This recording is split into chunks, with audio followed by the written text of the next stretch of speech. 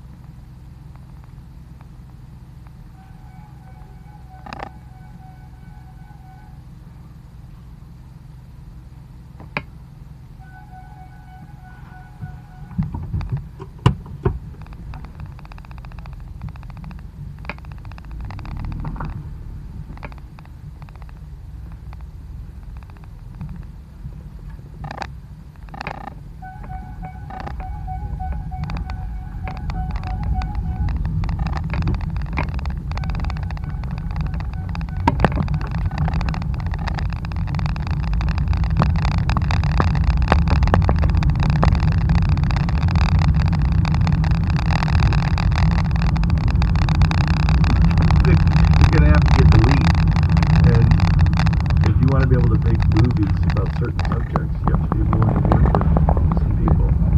You know, it'd be nice if you made it so that this is what we're trying to accomplish. This is showing the negative side of this other society. This is our hero. Our hero is going to go do America's bidding and go over there and those movies are successful, so they continue this relationship.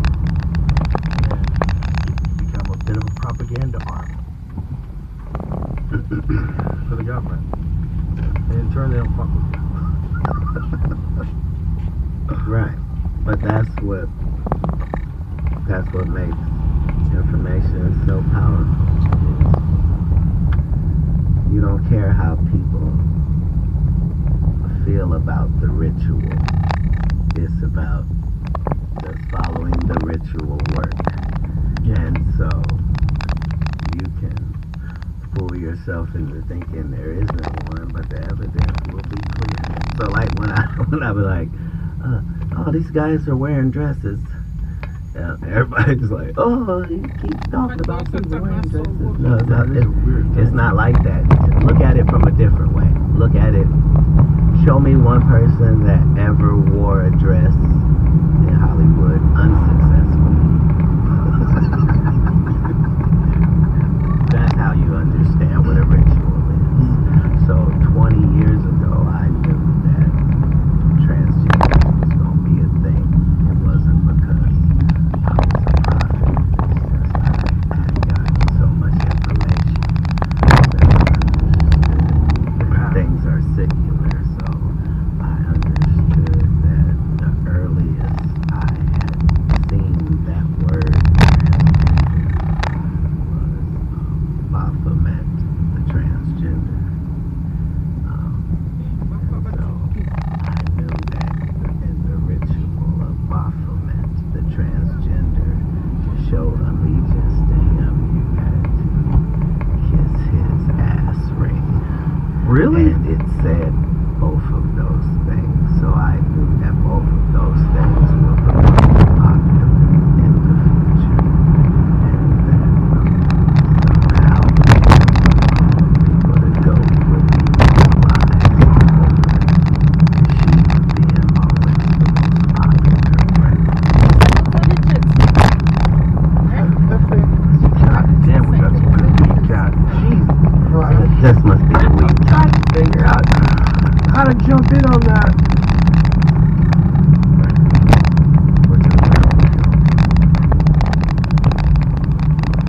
I always wonder whether or not all the stories in the Bible, it's just where we are experiencing it. Like the mark of the beast thing that we were talking about earlier. If that is not, I think if you had to tell a story for so many years, Yeah.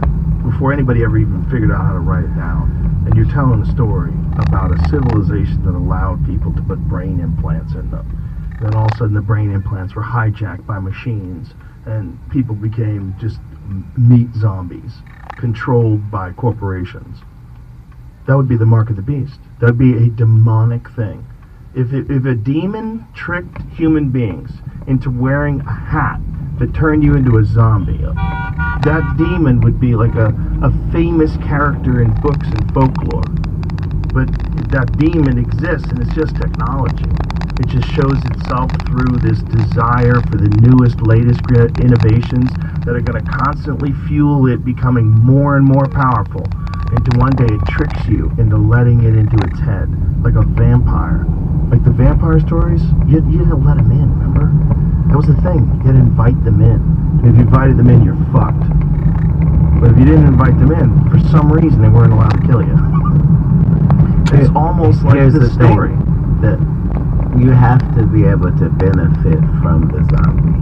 Like, there's no benefit in that taken out of context. Like, if you're making zombies so that they can mine for you, then there's a story of that over there. Like, that's the whole thing, is when you look at these ancient writings, they're not saying like, yeah, so he was from another world, and we had to bring him our kids, and he would eat them in front of us. Like, they're not telling those stories. They're saying like agriculture and knowledge, literature and cosmology. Right. Explain the origin of life. Yeah. Like, show the double helix DNA. To a fault. Yeah. Nobody's saying anything outside of mathematic parameters.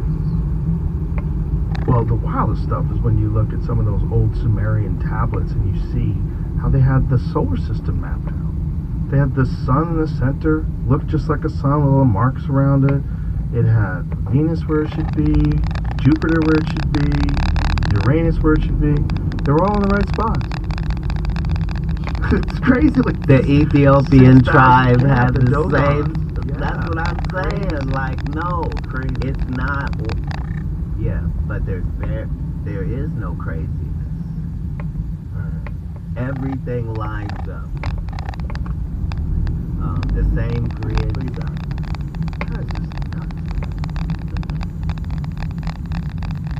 Yeah, I mean, I don't know what the conventional explanation for that is, because that Zechariah Sitchin guy who said all this stuff, he was often criticized. That people said that he took things too far, and his analysis went too far, and he just went into speculation. But god damn, a lot of the stuff that he was saying, like, you can see the implication in the actual tablets themselves.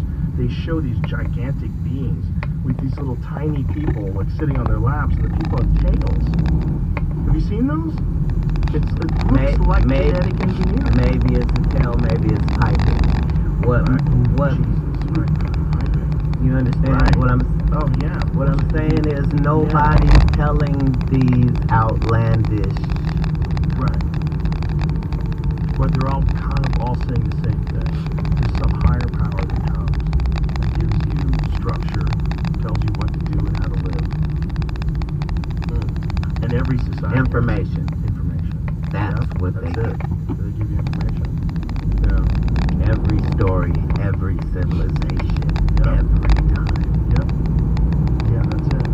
And that's what we're all thirsty for. You know? Well, we're thirsty to monetize. That's too. But also humans individually are thirsty for information. We always want information. We want gossip, we want news, we want bullshit, we want science. Especially if you have an appetite for, things that make you think. There's so much information that you just constantly consume. This bullshit information like TikTok and nonsense that just passes you by. But there's still... Yeah, but none of that stuff is nonsense. Well, it's not all nonsense, but it is. It's just another something offshoot. to get your attention. Right. Yeah. Which is what all of this is about. From the Roman Colosseum. Yep. It doesn't matter. Yeah. The Roman King Colosseum's Arthur's court time, like... That's the first viral videos, right? Like that. Right. Like, they would tell viral stories. Yeah, this is all about this experience of being a human being in this amount of time. Yeah. And the interaction between other people and this thing you're doing. Yeah. And in the middle of you doing it, you realize you only have a certain amount of time. You're like, god damn it, I'm finally starting to figure this game out. Right. So understand that I was probably like 5 years old when I had that moment. So I loved that one because it happened to me so early. But it wasn't about the. Yeah, I got that part. So I thought at like that age, I was thinking, okay, so I don't know how long I'm going to live because I'm kind of conflicted about how long people live. 100's a good number, but there's been people that 600 seems, I don't know, like, seems like that. But I'm just going to space it out 7 years at a time. So every 7 years, that's going to be a life, so I don't waste anything. So I couldn't wait till I got 7 because that was going to be the start of my first life. Why'd you break it into sevens? Just randomly? I don't know what randomly means. It's a seldom seen thing in the universe. Random. So just 7 seemed like a good number? Was it instinctual or was it To people around the globe. 7? Yeah. It's a great It's a lucky number. That's why I asked. Yeah, well, I'm saying not for no reason. I'm saying if you like math, you know, I'm saying it's a great number. That's how you know that the pyramids are about something because of what they represent mathematically. That level of mathematical information is another step in civilization. Yeah, the idea that that was just by accident, like there's- Trigonometry is not. Yeah, it's also that they figured out like there's some measurements. I don't want to bore anybody with the details because I'll butcher it too. But it's the measurements of the height and width and the mass of the pyramid in comparison to the circumference of Earth. It's like they knew so much about like where constellations would be at certain times of the year, like in the summer solstice. It's just wild shit, man. That they did that all in stone. But not that wild though, because we know that if you were traveling, then buoys are out there, and they're out there for certain reasons. Right. We understand satellite positioning, and no, it makes perfect sense. Imagine that's the pyramids were. They were the ultimate buoy. That was home base. Well, I'm saying it's not different than how we would treat a planet that we had not been to before. No, not at all. Not different at all. I mean, We would locate where's the best place to land, where is the most hospitable of this place, and we would put something there. And let's imagine that we landed somewhere and we found this lush, green, vibrant planet, and we found those hobbit people. And those are the most advanced people. Those Homo floresiensis, is that what it is? Floresiensis? So this creature, this 3-foot tall human, imagine if we found them. I guarantee you someone would want to introduce them to tools, introduce them to how to make fire, introduce them to figure out language, try to transfer their language to our language, try to teach them our stuff, try to genetically engineer them and turn them into something different. If we have the tools that we have now, like CRISPR, and we found some primitive apes, and there was like a massive population of Australopithecus on a planet, and we said, look, they're on the way. Right. Let's just give them a little boost. Just give them a little boost. Right. And that's what But not too much. Not too much. And that's what you see with all of the UFO stories is they keep popping up in these times when we as a civilization are getting ready to F it up in real time. In real time. Yeah. You know, that's like my comedy club. That's why I named the mothership. rooms. I named the rooms Fat Man and Little Boy. Oh. Because the UFO started coming after the big bombs. That's when they really started like ramping up their presence. Like if you look at all the reports, the flying saucer reports, they're all like 1947, 1950, 1952. If you cross-engineer our shit, it's gonna show up on our radar. Yeah. This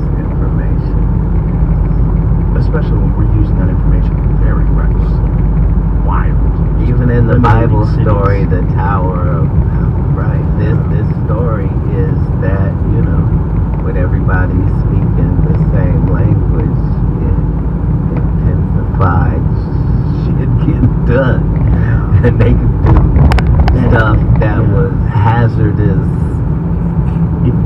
I think they're very close to being able to translate language instantaneously in real time. Because they can do it right now with Samsung phones. They have the new Galaxy S24. Animals are doing it worldwide. Oh, for sure. They have some sort of language.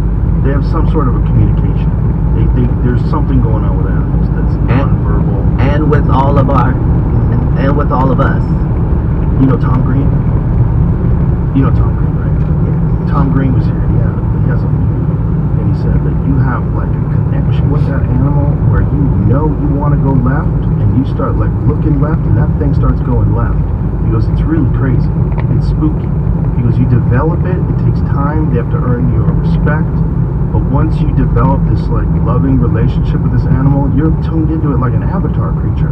Just like when they would lock on to their dragons. He's like, dude, it's like that. I have that with women and with ducks and geese and Canadian geese and goats. Like I have. No, but understand, again, that's part of some religion's story, is that one of the gifts was the relationship between humans and the animal world. And it's something that all civilizations have been able to use, and they stay true. You know? Yeah. It's amazing the relationship humans have with animals. Yeah. Whether it's a horse, no, there's no especially. Like, all of them we abuse some of them, and it. Well, just horses don't interact with humans. That's what I'm saying. It's like the interaction now with dogs is almost like psychic. Like the dogs are like your little friends. You know, they know when you're in a bad mood. They know when you hurt your foot. You know, they're happy to see you every fucking time, bar none. I have that relationship with everybody. All animals and like special needs. It's the innocence and the purity that you get. It's not always good, but it's so. We can learn from them. No, we have learned. Yeah, we should know it, but we're scared. People are scared of other people being shitty. Put up like shields. Worried about. Well, it's been proven historically that you know. Cain and Abel is a real story. That like, you know what I mean? Like people are so violent these days, and that's true. But people have been violent. Like there was this point where humankind learned that they could take a life and change things. Especially take a life.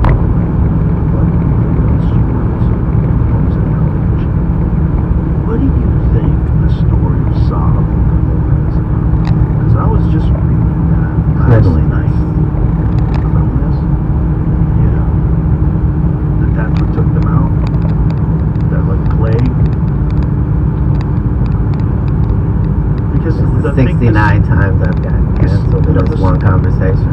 No, the stories of Sodom and Gomorrah, there's two speculations. Right. One of them was that God decided that they weren't hospitable enough. And the other one was God had decided that there was too much sin. Wait a minute, that's not speculation, that's in the book. Right. That verse. Right, but the respectability part, that they were not hospitable enough. Yeah, that was a part of it. That's part of it too. So God had just decided that fuck this whole city. No. Right. What's the real story? Okay, so Turned it into Pillars of Salt. 2 cities, right? And he said, "Find me 50 good men, and I won't do this." And then I think he said, "Find me 10 good men." okay, so this story is generally used to say that God doesn't like homosexuals. This is a story that highlights that. Okay, so it's not just sin. It's not just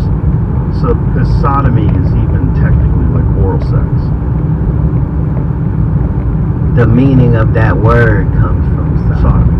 Right. So, That's why I said it's technically includes a lot of things. It's deviant sex. You know, I got this so bad. Can we come back to this? Sodom. Come back to this. I would love that. Okay, let's take it. Sodom. Yeah, so it tells several stories, but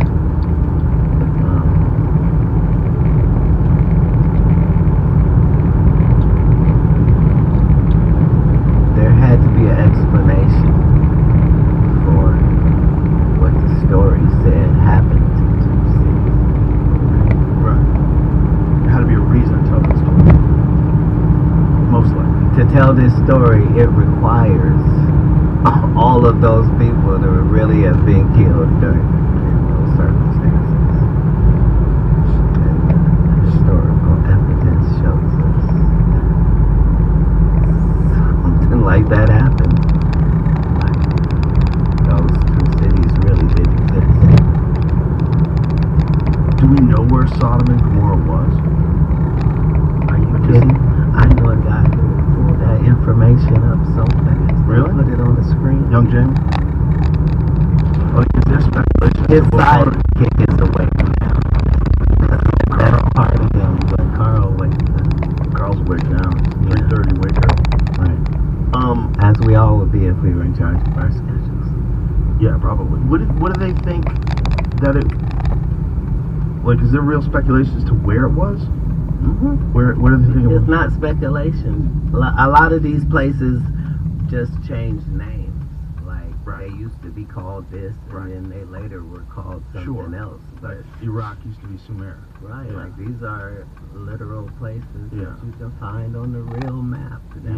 That was a part of that biblical rabbit hole I was telling you about. It's just seeing my only concern is, how do these ancient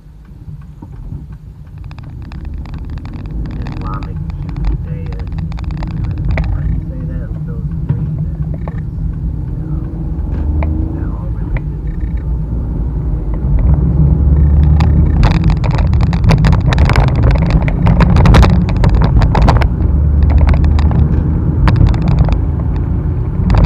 So you see they have question marks here, right? Because they know that there were cities there. So they have breakage there. Like, for example, if everybody in Gaza talks about going there, it exists. If everybody in Hebron has family members that live there, it exists. If everybody, we know that. So they think that was right near the Dead Sea. Wow. Well, they didn't think it any differently than they thought Halal Hammam, if I'm pronouncing that correct. Like, these were places, like, people throughout history